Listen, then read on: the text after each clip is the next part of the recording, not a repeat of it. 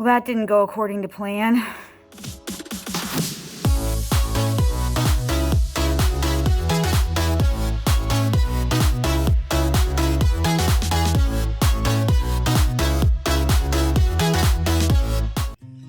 So this is the view I have from my couch right now. It's stacked taller than I am. I'm gonna do a different kind of video right now about moving forward when you feel burned out. I woke up this morning and I'm basically done renovating and de-hoarding the rental house. And I thought that I was gonna wake up today feeling so excited and relieved. And instead, I just feel fried. I feel still exhausted and I feel strangely depressed. I feel overwhelmed, and I see that although when I was over in the other space, I felt so proud of myself and so elated by the condition of the home and so excited. Now that I'm here at my house, where some of the hoard, a small percentage of the hoard, has come to roost, if you will, I feel depressed and overwhelmed by the new job that I now have to do, a job that I don't have the same help and support with, a job that is harder because the 5% of the hoard that came here is the 5% that is the difficult stuff to deal with, the stuff I wasn't ready to let go of, the stuff that is hard, because I need to de-hoard and declutter now in the space where I'm actually living and trying to function.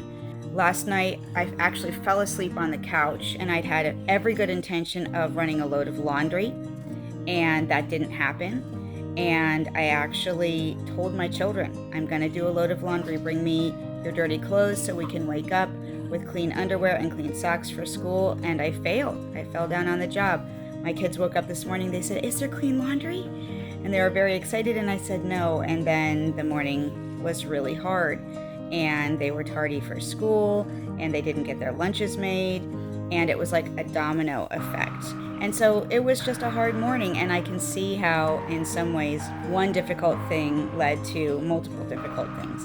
And that's okay. I'm not going to beat myself up about it, but what I am going to do is realize that I need a reboot and I need a plan for the day. If I give myself a complete pass and say, oh, today's just a rest day, that by the end of tonight I will be feeling horrible. And that really, in some ways, what I need is to just tackle what I need to start making things functional here again. Because really, I spent a month working on the other house. Nothing was normal. And so we need to get back to normal, and that will rejuvenate me. So what are some of the things that I'm going to do right away at the start of this morning to get things going well? Well, of course, my girls are already off to school. And so that part's done. And whether it was done well or not, it's done. It's finished. As you can plainly see, I'm unshowered.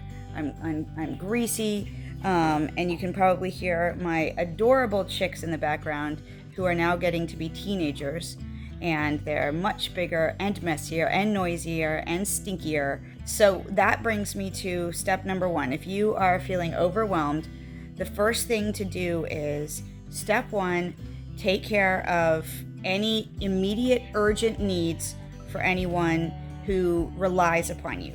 Do the same thing for yourself. Take care of your urgent needs. So if you have a child who's in a crib and they're crying and they have a dirty diaper, change the diaper. Do that first, right? If you have an animal who has no water and you can tell that they're extremely thirsty, get the animal water. Do those things first. The urgent needs for things or people who rely on you. So for me, I'm back to drinking coffee. I was off coffee for a while, but I'm back to drinking coffee. And when I have a migraine starting, oftentimes coffee helps me. So I've gone ahead and I made myself a cup of coffee. Now, I haven't gone so far as to actually make myself breakfast yet. That's going to be next. But take care of urgent needs for yourself as well. And then if you have a little bit of buffer zone, start to come up with a plan for taking care of yourself for the day and then tackling the jobs that you have. So I'm going to have this cup of coffee. I did go ahead and get all of my animals set so that they'll be good to go for another hour or so.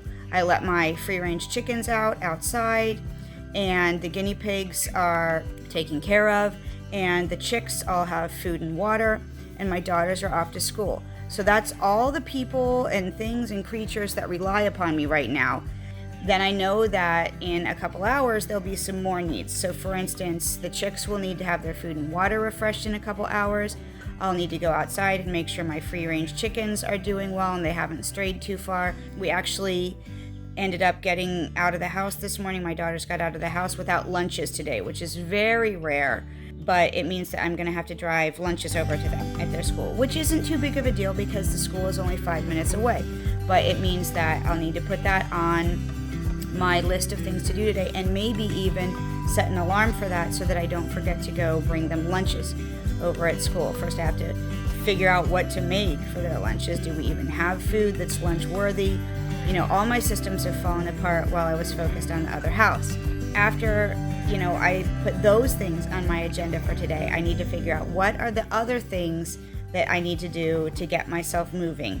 Because when I look at this hoard and the new furniture and all the items that came here and the fact that we have no laundry and I don't even know how much food we have and we're out of chicken feed, so I have to go into town today, and that's a big endeavor because I live 25 minutes from town. I start to feel overwhelmed, and then I don't plan to do anything. Plus the fact that I stopped exercising while I was over at the other house, and that's always been a key to my mental health. And so even though I don't feel like it and I don't feel great, I'm going to tell myself I'm going to go outside and exercise. So as soon as I'm done here, I'm going to change into exercise clothes and I'm going to get myself out to exercise. And then I'm going to tackle the other different jobs. And I'm going to give you an update later to let you know if today I'm able to be a little bit productive and kind of force myself over this hump of feeling overwhelmed and debilitated so that we can start our regular life again and sort of reboot ourselves. So stay tuned. I'll give you an update in a little while and let you know how I'm doing. I stubbed my toe because my room was so hoarded and I broke my toe. You see on TV where people hurt themselves in their hoard, or it's dangerous to live there because of their hoard. The reality is that this is actually the second time in 5 years that I've broken a toe because I tripped on something because there was so much stuff on the floor. And that's exactly what happened last night. So this is a huge red flag to me. I'll show you my toe. If you're squeamish, then do not watch because it's pretty awful. It's a wake-up call for me. And you guys know I've been working on it, and now this is really going to slow me down because I don't know how long it's going to take this to heal. The last time I broke a toe, it took over a month before I was really functional. I'm so thankful that this happened after I'm done with the other property, but just at the moment when I really need to deal with everything that's happened here at my house, and because of everything that's arrived here at my house, I've now injured myself because of the stuff and the clutter and my hoarding. So this is another level. I feel discouraged that this has happened, but I'm going to remain hopeful, and I'm going to use it maybe to help me strategize about how to handle some of the stuff that I have here. For instance, obviously now I need to reprioritize having the floor clear so that I can get around. I'm going to be wearing a boot, and maybe this just needs to remind me that having clear spaces to walk and not narrow pathways is clearly a top priority because of your health. And the reality is my kids have hurt themselves because of clutter before. We've fallen, we've tripped. I almost fell down the stairs the other day because there was a bunch of stuff at the top of the stairs. So even if you're not a high-level hoarder. When you just start cluttering up the major areas of the house, it really can be dangerous. And now I'm proof of that.